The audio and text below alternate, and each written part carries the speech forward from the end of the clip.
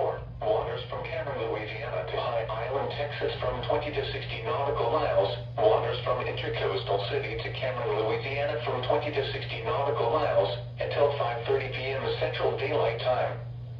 At 4:56 p.m. Central Daylight Time, a severe thunderstorm capable of producing waterspouts was located near West Cameron 368, or 41 nautical miles east of High Island A131, moving southeast at 15 knots.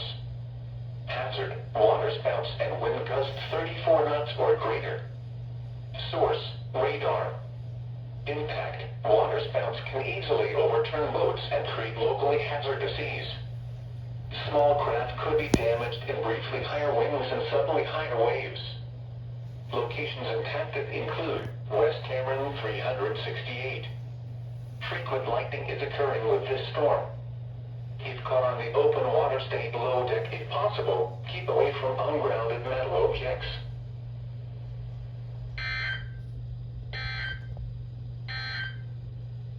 A special